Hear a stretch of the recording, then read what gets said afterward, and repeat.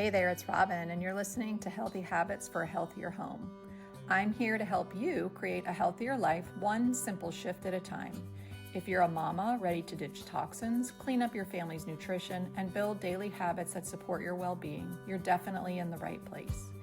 Each episode is packed not only with education, but practical tips and tools to help you transform your health and your home without that feeling of overwhelm.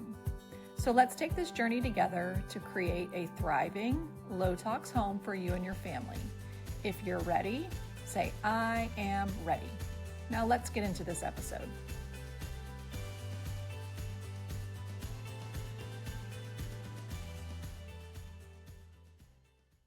Right. Well, the way. Hey y'all, welcome back. I'm super excited today. We have a very special guest, Dr. Virginia Marston Martinez. I'm really looking forward to diving into what a detox is, why it's so important, some of the pros and cons of detoxes, and some of the misconceptions, because it's a buzzword. It is very necessary. So I'm super excited to have her on, and I know you guys are going to take away a lot of 1% shifts. So welcome to the show. Thank you so much for coming on with your wisdom. Thank you. Thank you so much for allowing me to share some of that wisdom. Absolutely. So how did you get started on this path that led you to understanding more about detox and that made you dive into that aspect of wellness? Well, first of all, probably the most impacting thing that really moved things along for me was that as a child, I always had dreams and crazy visions or ideas that I was supposed to be a doctor and that I was supposed to travel all over the world. Of course, all my brothers and sisters teased me. They laughed at me. They're like, yeah, right, whatever. You know, we're just welfare recipients. You're not going to do much with your life. So I ended up getting married and having 12 children.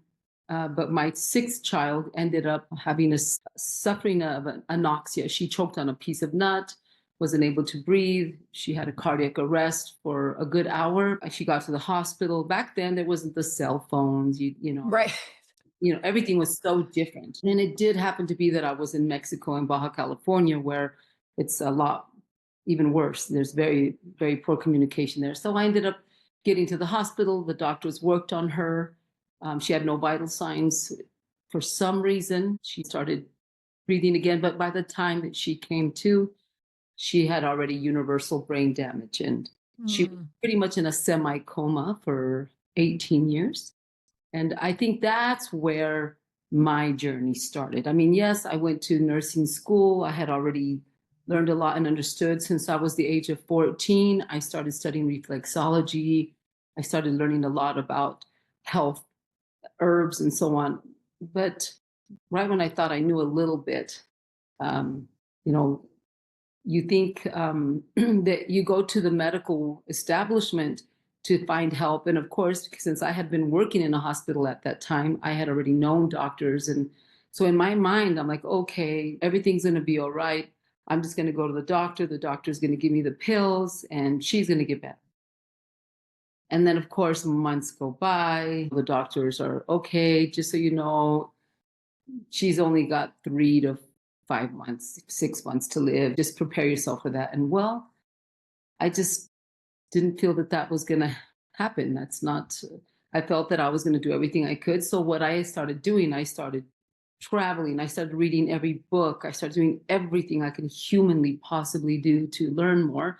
And of course, along that journey, I started realizing, oh my goodness, maybe the world that I've been a part of and working with isn't going to give me all the answers I'm looking for. So then that's what really got me started on studying. And because of the fact that she was fed with a feeding tube, she struggled to have bowel movements, she struggled to detox. And, first they wanted me to put her on all these Pediasure, Pedialyte, all these Nestle products that was just chemicals and, processed sugar, processed milk, and trash, really. You have to understand that I tried everything they told me to do. I went down, and of course, she had seizures at the beginning. So, I tried all the different seizure medications and so on. And none of that worked. It just didn't work. And I would try to explain to the doctors, listen, I did that. She's worse. She's worse. No, no, no. You just need to give her more medication. I'm like, no, because there's so little of her here as it is that if I were to give that to her, she would just be sleeping 24/7. And Mhm. quality of life is that. So slowly but surely, I started studying and learning, and I mean, it's such a long story because she lived 18 years, and 18 years Which is amazing. very, very, very difficult because there was so much more to things that I ever could imagine when it came to her hormones, when it came to her structure, her lungs. So everything that could happen, I think pretty much did happen with her. And I had to learn how to understand hormones, how to work with osteoporosis, how to work with scoliosis, and then with all the different feeding tubes. Eventually her scoliosis became at 110-degree, collapsing Mm. the entire lung. So we had to put her on a ventilator. And that took me into whole other. So, but as that was going on, I already had experience working in hospitals, working with sick people. So for me, it was easy to just tell the acupuncturist, hey, can you just tell me how to do the acupuncture needles so that we could help my daughter so I don't have to get in a vehicle and drive an hour to get there, right? Right. Um, I slowly but surely started learning these things. And along the way, I had another 6 children. So that kind of taught me even more so, right? My daughter, while she was living, I still was studying to be a naturopathic doctor. And then she passed, and I was able to finish that.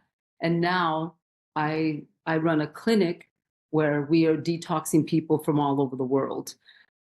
So that was kind of our journey. First of all, thank you for sharing your story. I think everybody's story matters. I think that it's impactful for somebody who's listening to this podcast or knows somebody that it would be impactful for.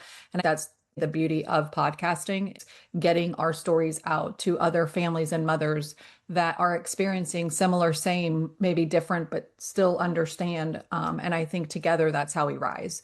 Thank you for sharing that. When someone gives you a prognosis of your child, to have that gut feeling, right? To have that motherly instinct to know that this is not going to be the case for our child. I think any mother who sees their child suffering, who gets that feeling, goes on that deep dive. And some people, it gives them a longer lifespan. Some people it may not. But for you, not only did it give her way longer than what they gave as a prognosis, but you were able to learn so much through her. And I do believe that we are given children to show us and teach us things that we would never otherwise learn at that deep of a level. I know that the patients that you work with, that connection for you with those moms is so much deeper because you've had such experience with your own children. Absolutely. I So I think I would like to, I know not everybody's child is going to have what happened to your child, but where in the span of her life did you start to realize that the food wasn't feeding her well, right? The things that they were offering you were not the tools that your daughter needed, nor is it really the tools that a lot of kids need when they have a chronic illness or something that is permanently wrong with them. How did you start to discover that? And then what did you do to swap things out? Because you were going against the grain, if you will. And for a lot of moms, it's very scary to do that.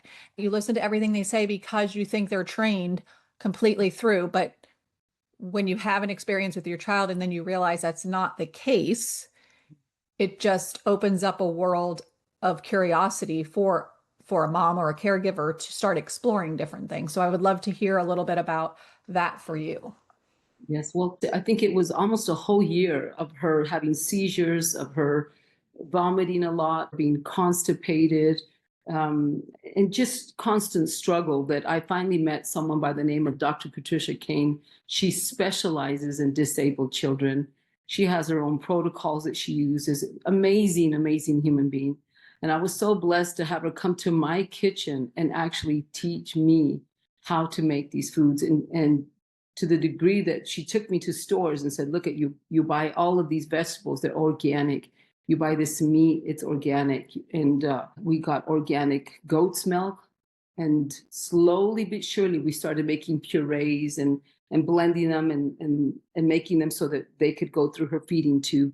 And we basically took all the sugar, all the processed, all wheat, all corn, just all of these processed grains were eliminated from not only her diet, but from all of my family's diet. And it was a real eye opener for me myself, because I thought I had been eating clean almost all of my life, especially like with my second son. He had an ear infection for 4 years. She tells me, hey, all you have to do is just take him off of wheat. I'm like, oh, no, no, but I've got organic wheat. We grew this wheat.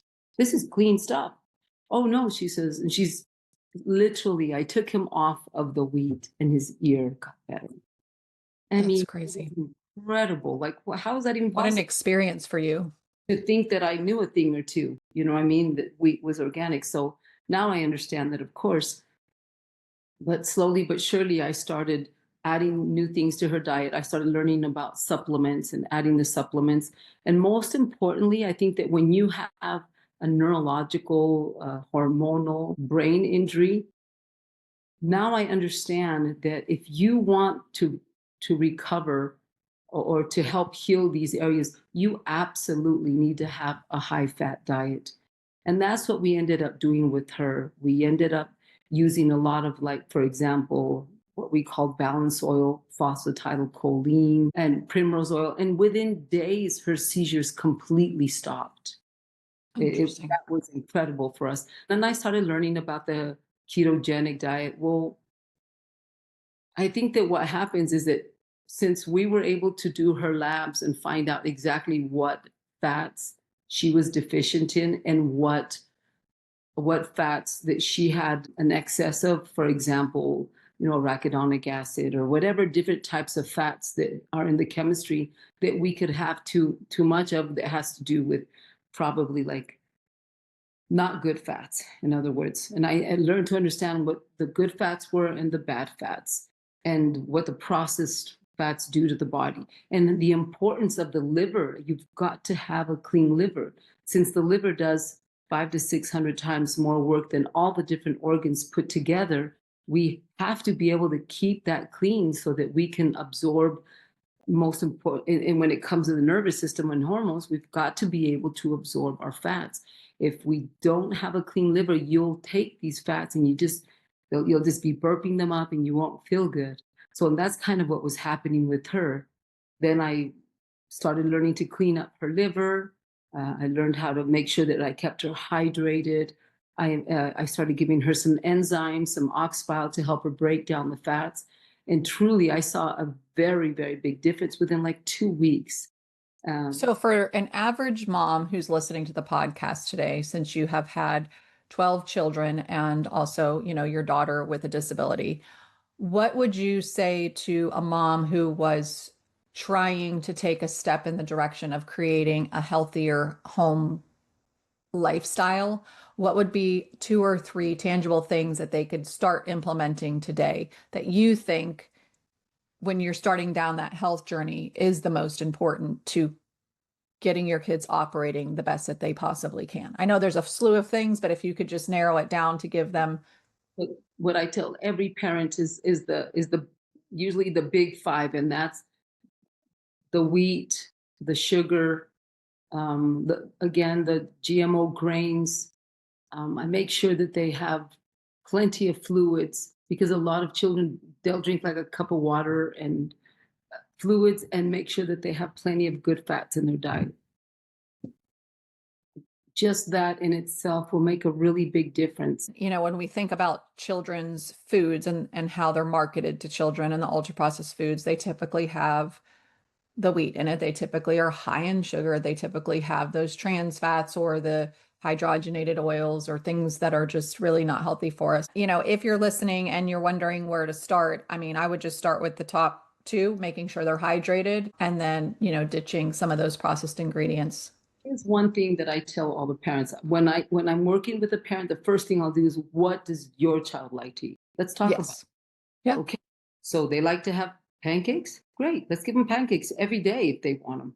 Just make them, for example, we soak our garbanzo beans and blend them up with pecans and put some eggs and honey, and that's it. We hand out recipes to all of our patients so that they I think that's right there. You're hitting something, because A lot of people don't know how to cook because they just haven't cooked, because we came from the generation, our generation, our parents cooked most of the time, and maybe you went out to eat one time a week.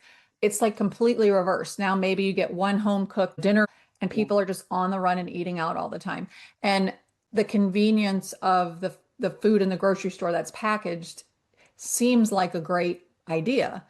But really, in order to have the pancakes, in order to have the waffles, no one's saying you cannot have those. You have to know what the ingredients are if you're going to buy something in the grocery store, but it's not that difficult to start cooking again. And I think the invitation back into the kitchen for moms, dads, and kids is an important message for health and wellness in general. If a mother's not willing to be in the kitchen, well, then you're obviously going to have to rely on somewhere that most likely things are processed. So what we do is we give out the recipe books, and we, again, because I had 12 children and had a lot of things going on, I would just get like a chicken and put it in the oven with vegetables and cover it up, and that was it. I didn't have time to do anything else. I'd get a pot roast, put it in a big, huge crock pot, put the spices in, leave it in overnight. Get beans, cook them in a slow cooker again, leave it in overnight. I didn't have time to do all that other stuff. But it's amazing what you could do with all these foods when you just simplify everything. You don't have to be Martha Stewart. You just have to have So good, healthy foods that can cook quickly. that's right. So the way that, for example, we bake bread, we just put the two cups of pecans, 2 cups of garbanzo beans, 2 tablespoons of honey. We put a fourth of a cup of coconut oil and some aluminum-free baking powder. Put it in a blender, blend it up. It all this takes the max, I mean, from 5 to 7 minutes. You put it in the bread pan, put it in the oven, and you're done. And It's then, funny you're saying that because I have a 19-year-old and she's home for the summer from college, and we were doing what is faster. Like people say they don't have time to cook in the morning, like breakfast, so they run through a drive-through, right? And so it's like if you to the time it takes to get in the car, to go to a drive-through, to sit in the line, to do all of the things, we timed it, and you can literally make eggs. We made eggs that day. We made sausage, and we made like a parfait. It took us 7 minutes to do that. That's less time than it would take you to get in the car and go through a drive-through. And so I think it's a lot of reframing and flipping your mindset around what convenience actually means and how it affects your health. I love the idea of your clinic, people coming to you to learn about the detox.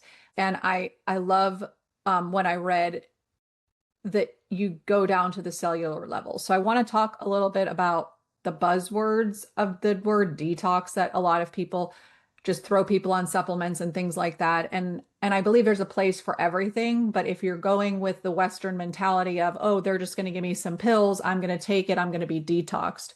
That I think is where the not correct information is getting out there, and you're not really detoxing. So could you talk about what a true detox means? And then we can kind of get into how you guys do it at your sure. practice. So what a true detox means is a person's decision to make changes in their life, because we don't just become toxic just because. Just doesn't happen. It's because of our habits and us wanting to be able to make life easier by going to a restaurant, supposedly, right? Well, you have to make up your mind that this is what you want to do.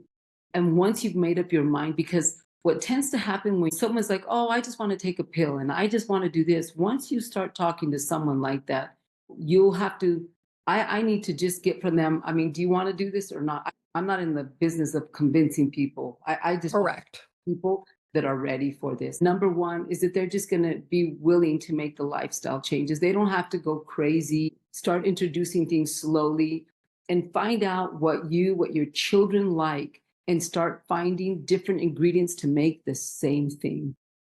So once you're able to achieve that, it's a mindset, then it's not that big of a deal. There's different levels of detoxification, because when I look at someone's eyes, I could read their eyes and I could tell if their liver, their gallbladder, again, these are the number one places of elimination for our body. If those are plugged, if your liver and your gallbladder are congested, you can take any pill on the planet. I don't care what it is. You're not going to get very far, because A pill isn't going to fix it, especially if once you supposedly take this sequence of vitamins and detox pills, you go back to your same lifestyle. It's almost like, the meaning of insanity, right? So Yeah. the whole idea is to just be able to look and people in their mind, they think it's hard, but it really isn't hard. It's not. It's just the time that it takes, just like you said, that it will take you to get ready, get in the car, go to the store, go shopping, get in line, pay for it, come back. By then you would have 2 loaves of bread in the oven. You could have and again, we're really into bone broth. Really, we make the 16 quart bone broth containers. And Awesome. really nice is that when you use all those bones and you've got all this broth, that broth can be the base for all of, if you want to make organic brown rice, quinoa, instead of using water, you've got the brown rice. We use it just to blend it up with avocado, put some electrolytes in it, and you've got to go to work to make everything really easy. And Hmm. really cool about this is that we don't buy oils anymore. We get the tallow, we Hmm. get the fat, and we put it in containers and we put it in the refrigerator, take the fat out, and then we have it by our stove. And we always have everything to fry potatoes, to whatever it is that you need to make. And it's just so much easier. But again, once you have that routine down, at the beginning, it takes time to learn how to think different. Once you get that routine down for yourself and for your children. I used to make 5-gallon buckets of granola, organic, Hmm. everything. Just made my life easier. Yeah. We've been conditioned to think restriction. We've been conditioned to think fat is bad. We have a lot of conditioning from our generation that has to be undone to provide health and wellness for our children going forward. And bone broth, when our moms were cooking, they would take whole chickens with all the stuff and they would make it, and that was the gravy. And then, my mom didn't necessarily make bone broth, but those things were in the stuff we were eating. And then fast forward to the convenient world we live in, you're not getting any of that because you're not doing the cooking at home. So you're just getting, if you buy like a rotisserie chicken, let's just say pre-made, you're not you're not getting the goodness from it because you're just getting what's given to you. Honestly, you don't even know what you're getting anymore. Well, I wasn't gonna say that, but you're correct. It's very hard to know. And I think people are intimidated by buying a whole chicken and putting it in the oven. I promise you, I'm definitely not Betty Crocker. It takes 2 seconds to get a whole chicken, season it, put it in the oven with the vegetables around. It's a one pan meal, and then you just let it cook. One of the things, because I'm a huge advocate of ditching the dyes, food dyes, and I was working with a mom earlier this year, and she was shocked to find out that our grocery store's lemon pepper chicken had yellow dye in it. And she's like, why would that have yellow dye in it? And I said, great question. Because they're trying to make it look a certain way, and they've taken it to a point where it probably really wouldn't look delicious or taste. It's more look than taste, but they're making it yellow because that's what lemon looks like. But you're not getting lemon, you're getting fake lemon. It was a cool experience for her to discover that on her own. But when you're cooking at home, you don't have to worry about that because we don't put dyes in our food when we're cooking at home. That's right. So with the detox, a lot of people hear through social media, through reading books, through watching documentaries, things like that. But there is something different about healing at the cellular level and not just detoxing your liver. It's more of a holistic view when you're getting down that deep. So could you explain a little bit about how you guys in your clinic do cellular, like get to the cellular level? So probably the most important part is that we never go to that level until we first clean out the number one pathways of elimination, right? Love Which is it. your gallbladder, pancreas. Once that's cleared up, then what we do is depending on what we see, where the toxins are, let's just say that someone has something going on in their pancreas. They've got a major congestion. They're really struggling to produce pancreatic enzymes. So if they have scar tissues, if you have any kind of scar tissue in your abdomen or in that area, you're going to slow down the way that that organ functions. If you Okay. have a tooth infection, every one of your teeth are directly connected to an organ. Now, if you have an infection under that tooth, you always have to take into consideration what's blocking it. Why is it just a diet? Is it maybe you were in a car accident and you hurt your back and damaged the vertebrae that's sending the energy to the pancreas? So you have to look at things, and when you want to get to a cellular level, you need to look at that, because you're going to open up all of these blockages that are taking place from injuries, from tooth infections, from scar tissue. Once you've been able to eliminate and get that, then you can go in and it's important that a parasite treatment, when you're talking about eliminating waste on a cellular level, well, the parasites actually live in our body because the environment is appropriate for their existence. If we have a bunch of toxic foods and so on, they would have no interest in our bodies. Now, they really influence the way that our mind works and the way that our brain detoxes. So first you have to open up that energy, get everything moving, then you go in to get rid of the parasites. Now, here's really important. People will do parasite treatments and see that, well, maybe they're only having one bowel movement a day or one every other day. Well, you can't do that. That's why you first get the digestion and everything moving correctly. Because if you have a parasite that dies inside of you, they're going to be decaying. They're going to be releasing all the heavy metals and chemicals that they've been living off for years, and they're going to spread it back into your body again. That's what a herx pretty much is too many toxins got released and your body wasn't able to eliminate them fast enough. Therefore, you get this histamine, you get this mast cell, you get this reaction, right? So what we do is part of detoxing on a cellular level actually has to do with parasites. And I want to say this because this is so important. The word parasite, look it up in a dictionary. The word parasite means a pathogen that lives off of a host, period. What is a pathogen? Bacteria, fungus, mold, candida. I mean, you can go on and on. That's all in our body because the toxins are there to provide the perfect environment for them. So that's why you eliminate a lot of that stuff out of the way to weaken the parasites and the bacteria and so on, so that they don't have anything to live off of. And then you go in and start getting rid of the parasites. The parasites are the ones that have more heavy metals than probably anything else. So you've got to get rid of them. And when they die, they release these toxins, and then that's why people have these ups and their downs. Their ups, oh, I got better for a while and so, and I just did antibiotics and I did this and I got better and then I got worse again. Well, because they don't understand that when they're going down that rabbit hole of antibiotics and toxic medications, what they're doing is they're getting all the pathogens to mutate and run and hide in their biofilm. And then they're waiting for you to stop taking your pills and waiting for the coast to be clear, and then they come back out. And then they're attacking. So that's what this is all about, the ups and downs. When you get rid of the parasites, you're making sure that the clients are having bowel movements. Now, if they eat once a day, they should have one bowel movement. If they eat twice a day, they should have two. And this is during the detox. It's absolutely crucial. If they're eating 3 times a day, they need to have 3 bowel movements a day, because you've got a lot of things that have been killed and they need to find their way out. So bowel movements. So I'm going to back up for just 1 second and talk about the pathways being opened, because if somebody's new to this conversation, and you can correct me if I'm wrong, but it's typically through urinating, having a bowel movement, and sweating. Is that correct? Okay. And then absorption, because that's something I have dealt with. And so I'm just curious from your lens.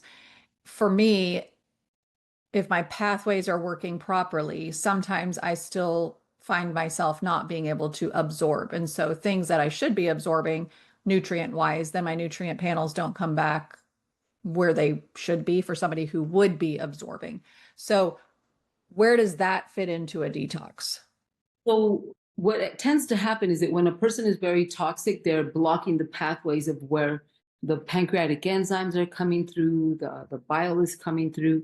So it takes time sometimes, even after you've gone through a detox, to truly get all the way into deep into the liver, gallbladder, pancreas area, and get all those ducts unplugged. Once they're unplugged, now the liver is supposed to produce 1 liter of bile a day. But if it's congested, it's not going to produce very much. Same thing with the pancreas. The pancreas is producing the pancreatic enzymes. So malabsorption really just means is that there needs a little more detoxing to allow these organs to produce the gastric juices that you need to absorb your food. If you're not absorbing, it's because you're not producing enough of these gastric juices. And if you're not producing enough of them, it's because something is blocked, something is congested. Gotcha. Makes total sense. So in your experience of working with patients and taking them through all of the things we've talked about, what are some of the chronic illnesses? What are some of the different diseases that you've seen people heal or at least improve by doing this with their children or for themselves? Oh, wow. I mean, again, because we always emphasize that we don't work with diseases, we only work with the body, but do know that most of them are very advanced Lyme cancer, Parkinson's, Alzheimer's. And when you think about it, our clinic is pretty far out in the middle of nowhere. There's not 5G, there's no stores, there's nothing here. There's no chemtrails. It was pretty amazing. We have a very clean environment. All the foods here, we have our own cows, chickens, goats, ducks, geese, turkeys, you name it. And most of our food goes to our patients. So we create this environment for them to come and be able to detox. So people come and stay at your, okay. And how long are people there for?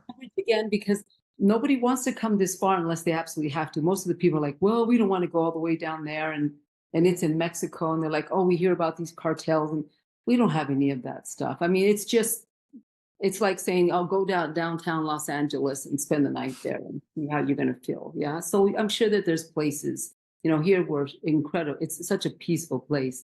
But people come all the way down here and they say, well, I'm going to die anyways. Unfortunately, that's pretty much what we get, which I don't like. It's so much nicer to not have people that are coming so advanced, but we're here to serve, right? So we do get very advanced cases of everything that you can possibly imagine.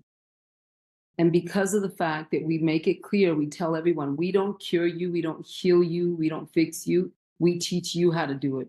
They are drinking the juices that are making them have the bowel movements. They're taking all the discipline required to eat right and take care of themselves. They're taking all their pills for their parasite treatments and so on. So, but yes, we don't have any limitations as to what type of people we see. But I will tell you, for some reason, Lyme is, wow, we get thousands and thousands of Lyme patients from all over. It's very interesting because that wasn't really something years ago that I even had heard of. But I think in the recent, I don't know if it's just what I surround myself with now that I'm hearing about, it just seems like there's a lot more people that are being diagnosed with Lyme, which I think is interesting. Now, can I just tell you, when I tell the patients, I mean, they come in with diseases and most of them, I don't believe they even have those. I think they just put those labels on just so that 100%. Out of everything. For example, I mean, a person, I just tell them, listen, what you have going on, like, for example, let's just say that you have toxicity. So that's the number one reason why people get sick, right? So if it's in the liver, you have cirrhosis of the liver.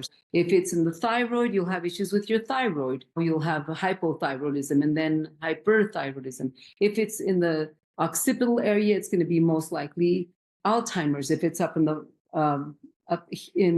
frontal lobe, it's going to be most likely Parkinson's. So it just depends where the toxicities are and the pathogens are. They have special names for it. I just say they're just toxins and pathogens. We just need to get rid of them.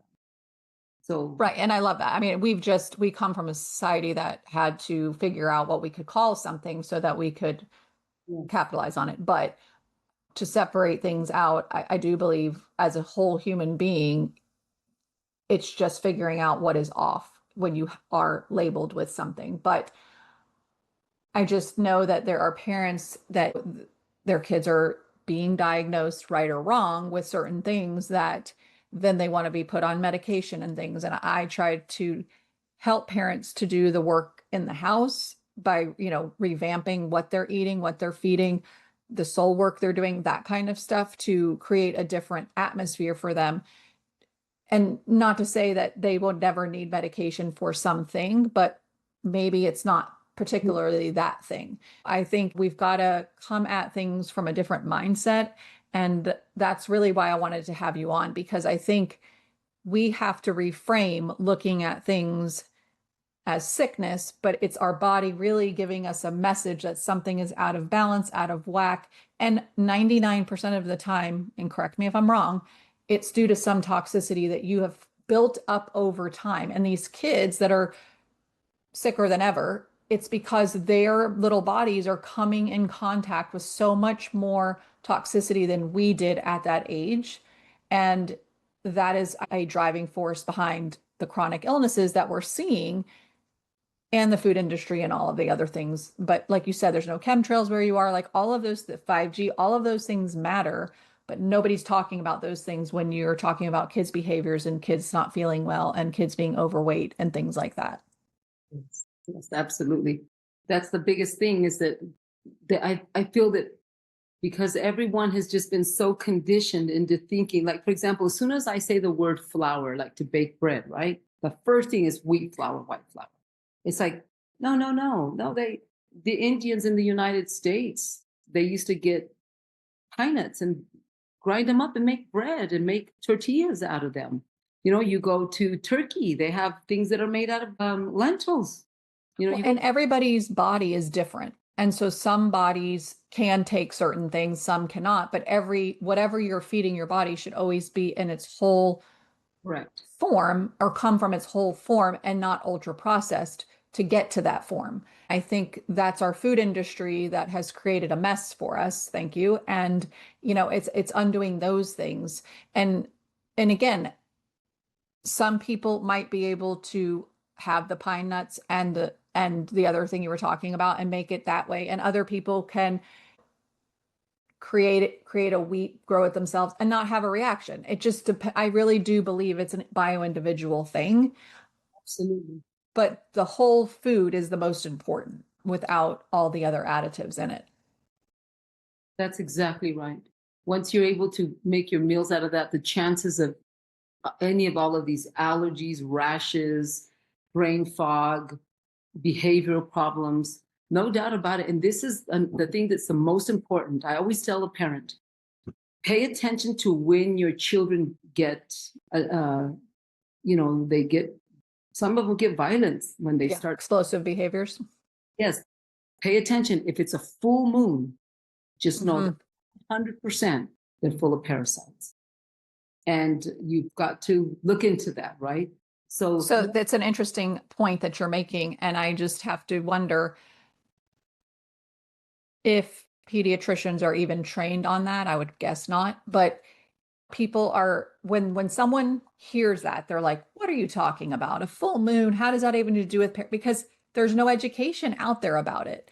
And honestly, for me, it didn't come till about 5-6 years ago when I was investigating something and I was like, what is up with this? And, they always say, oh, it's a full moon, your kid's behavior's off. And it's like, why is their behavior off when there's a full moon? And I started doing some research and I was like, that's wild that they could have parasites or probably do. And I feel like most of us have some type of parasite in us.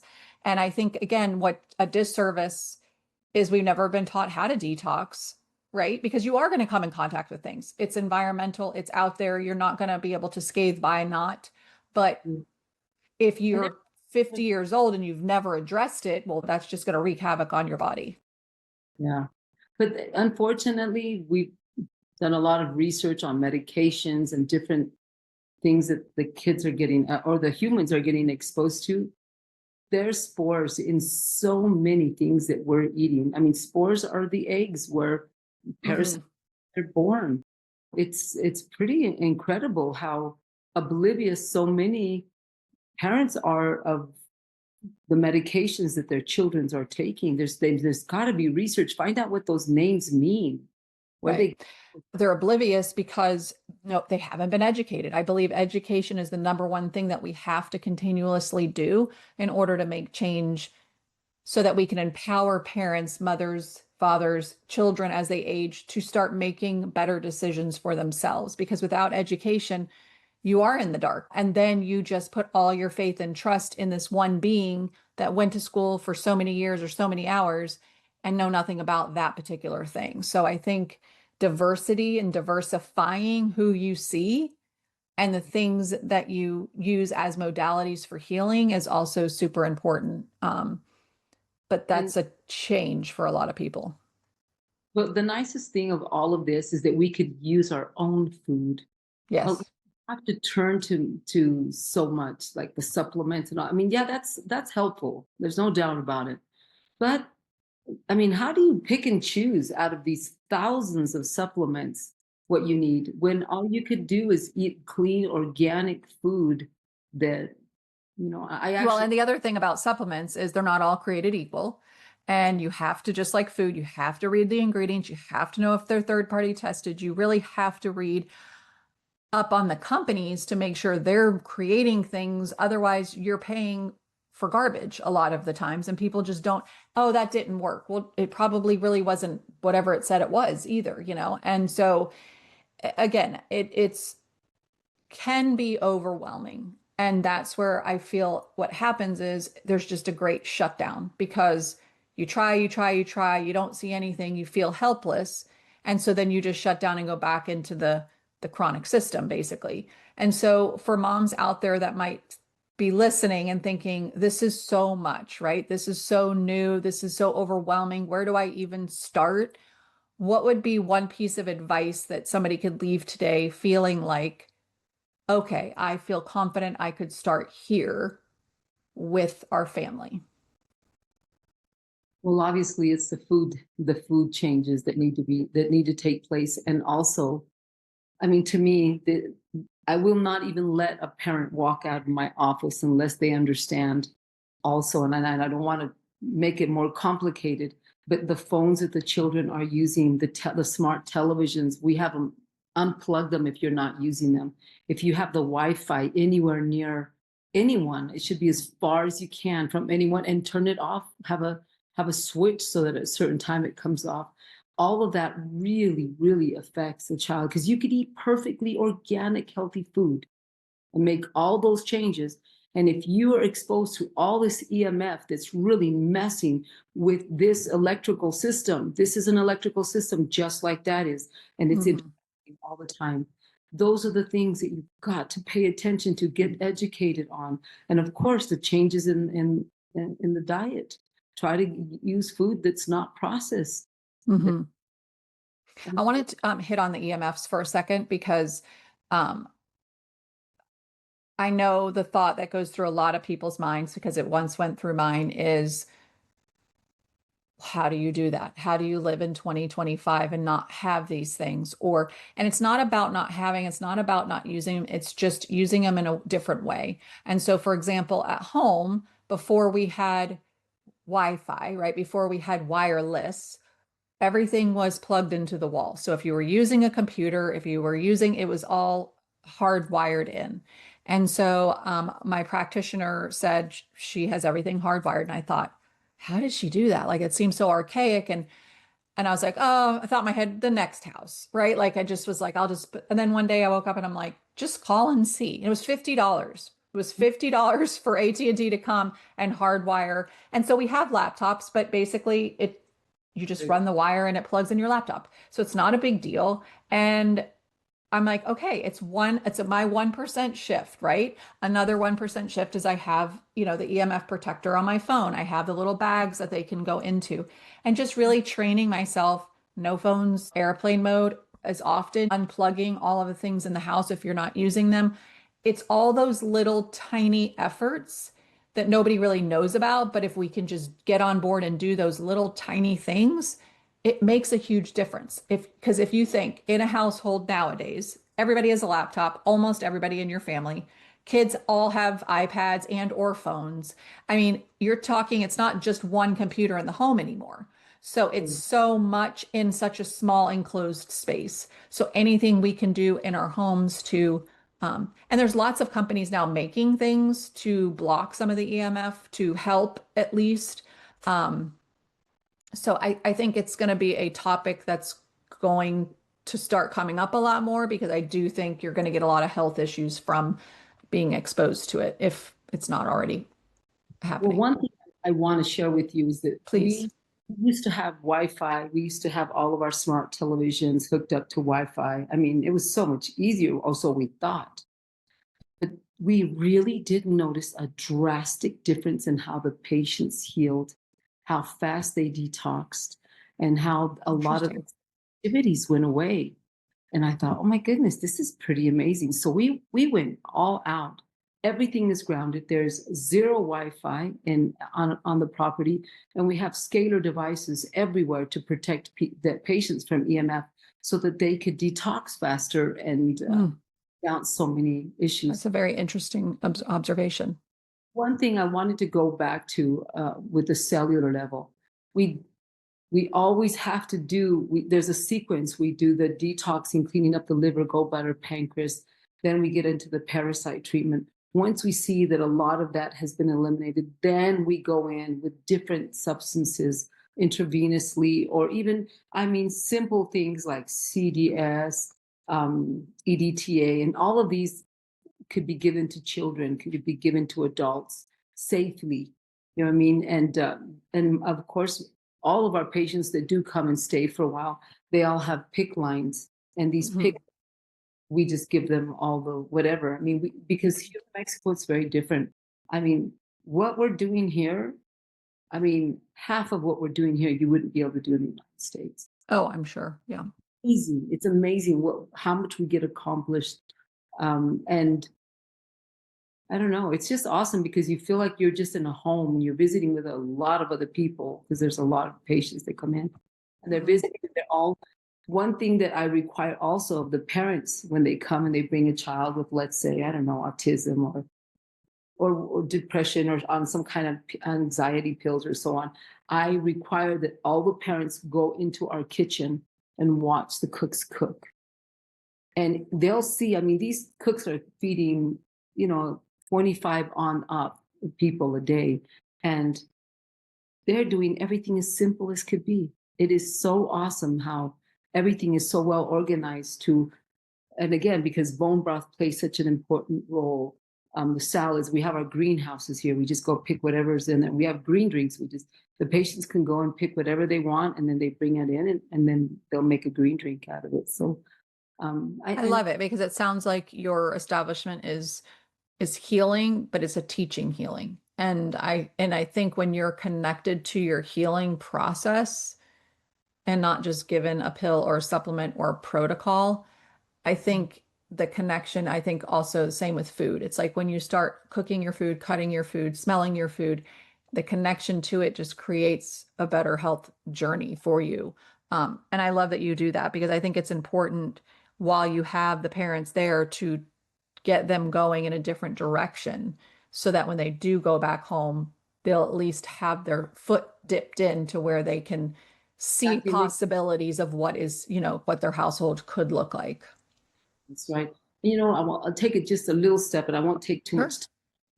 But one of the biggest things that we see a lot of times is when children or young teenagers come in, a lot of times the parents are like, oh, well, we're just going to send our daughter over there. We'll pick her up, in a couple of months. And I'm like, oh, no, that's not that easy, because the children, they're like, oh, something's wrong with my child. And I said, sweetie, I need to talk to you. Right. When there's issues with the children, I always tell the parents, go look in the mirror. That's the most important thing to understand. Where is that coming from? And what role do we as parents really play in that? And so we do special therapies here as well that help everybody understand their role. Sometimes we'll have children playing the role as the parent. And sometimes we'll have, let's say, a divorced mother and the father disappears. So the older son thinks he's the father and he wants to control the whole household. And, all these things that are taking, they create disharmony in a family, and people lose who they really are because they're playing the role of someone else. So part of healing and detoxing detoxing is important because you not only need to let go of all of your toxins inside of your body, but all the toxin relationships, all the toxic belief systems that keep you sick. So that's part of it. It's not just it's quite a bit. And sometimes we'll see patients that come in and I'll like, no, this is an emotional problem. They're not even toxic. They look amazing. And I'm like, okay. And we bring them in and we just have a session with them. We do family constellations. We do different types of therapies here to just help everyone understand who they are, what their role is, and literally just sever all of the entanglements that they have the right to choose to not be a part of. They could honor them and know that's my father, that's my mother, I love them, I honor them, but I choose not to carry this role that has been imposed onto myself. You know what I mean? And that's everybody. Let's be honest. I mean, that's everybody that's grown up in a family dynamic. I believe that everybody leaves the family nest and carries something with them that was never really theirs or meant for them to carry. But for whatever reason, their personality, their perception, their whatever happens. Because if you talk to siblings, I think it's very interesting, and you talk about an incident that's happened within a home later in life, one sibling could be like, well, that was nothing, right? And the other siblings like, that crushed me for my rest of my life, you know? And I think we forget, though, that healing is not just the food on, I know it's not just the food on your plate. It's not just the movement, but it's all of the primary things. It's those relationships. It's your career. It's, are you true to yourself? It's finances. It's spirituality. It's so much more than what we've been conditioned to know. And that's why I went back to school, you know, to learn more about the primary side of things, because I think that's almost, if not more important than what's on your plate. Because again, you could be eating all healthy, organic, and all of this, but if you're in strained relationships and you're still going to be sick, like you're going to have, your body's still going to present with ailments, whether it's gastric or ulcers or whatever. I mean, it could be that migraines, whatever, but it's, your body's still not healed because it's telling you something. So I think I love that you have that as a component for your practice, because I think, again, it sounds like an amazing experience. Even, I mean, I don't have any chronic illnesses, but I'd love to come for a month and just see, you know, because what I have found is there's always work to do, right? There's always work and healing to do, whether you come from a severely dysfunctional family, a dysfunctional family, or what you consider to be normal. It's all dysfunctional in some way to some people. So that's been my journey the last kind of decade, is just unraveling some of these things that were not harmful in a way, but for me, I processed them in a way that became harmful for my health. Completely understand that. So it's a wild journey. It's cool, but I love what you're doing. Your story, having 12 children, first of all, I bless you so much, because I have 2 and I don't know how I don't think I could do 12. But there was a reason why God allowed you to have 12 kids, and maybe they're somewhere in your practice, maybe they're doing their own thing somewhere else, whatever, but through your experiences and having them really has led you to where you are today, and that you're able to provide and serve people who need the healing at a very deeper level. So I think that's an incredible, like, your story makes so much sense now that now that we know you a bit more. So thank you for all that you do and the practice you created. Where are you located, so that if there is somebody who's listening that's interested, they would be able to, obviously her information I'm going to put in the show notes, but just where's your practice and all of that? So our place is called La Luz Wellness Center in Chihuahua, Mexico. We're in the Galeana. We're in the municipio de Galeana. I'll put the website in the show notes also, so that you can click and find out. She's on Instagram. She's a couple other places. I'll drop all that in the show notes as well. And before we leave today, I always ask all of my guests for a few non-negotiables you've put into practice from a long time ago to even just recently that you feel helps you to live your healthiest, best life. What helps me is thinking about what is it that I really want to accomplish in my life. Now, if I want to sit down and watch soap operas all day long and eat bonbons and just, don't kill yourself trying to make yourself feel better, Right. because A lot of people don't do that. But if you truly want to make a difference in life, and if you want to have children, if you want to be there, be present for your children, do what it takes to get educated and take care of yourself. Mm, Because if you're a parent, you need to be present. You need to be there. There's a lot of parents that are in the house, but they're not there. You mm. work, you're at work because you have to, you're not present. Really make up your mind. You have to make up your mind. What is it that you really want? And what are you willing to do to accomplish that? And Choice. I love that. Goes back to the detox. It's a choice you make. everything's going to be fine once you know what you want. And then if you want to sit around and watch TV all day long and do nothing, at least do that, and without killing yourself, that you could have, would have, and should have. Make up your mind what you want to do and then just do it. I love that. I think that's great advice. And I love that you live by that. And it's a non-negotiable for yourself, thinking about how you can serve others or where you want to go in your life, and staying true to that. But I really love that you keep hitting on the choice. We have a choice of what we want to choose. But when you're a parent, you're more led to choose, you should be more led to choose to create the best version of yourself, to be the example for your children. Yeah. So if you're dabbling in that, this would be a great step or shift for the week, is what, put intention around what you could do to create that 1% shift in your wellness journey, so that you can show up in your best version for your kids, for your family. And that will ripple eventually. It is a ripple effect, and it does go to the kids when they see you modeling those behaviors. Well, thank you so much for coming on. I would love for you guys to comment, share this episode with another mom or family that might be interested in something like this, because together, if we come together and we share things, we will rise and really take force in a world that's a little bit cuckoo right now. So I hope everybody has a good week, and we'll talk to you next week. Thank you so much. You take care. That episode had so many great takeaways. I hope you feel inspired and more empowered to make small 1% shifts on your wellness journey this week. I'd love to hear what resonated with you. If you want to leave a review, share your thoughts, and let me know how you're going to be implementing these 1% shifts into your life. And don't forget to subscribe and share this episode with another mama who could use a little wellness love. Want to stay connected? Join me on Instagram and Facebook at Live Life Balanced with Robin. Check out my website at livelifebalancedwithrobin.com for more resources, and grab yourself some freebies while you're there. Until next time, I hope you find peace, love, and light by breathing, being present, and allowing for all possibilities to come your way. See y'all next week. Love to y'all.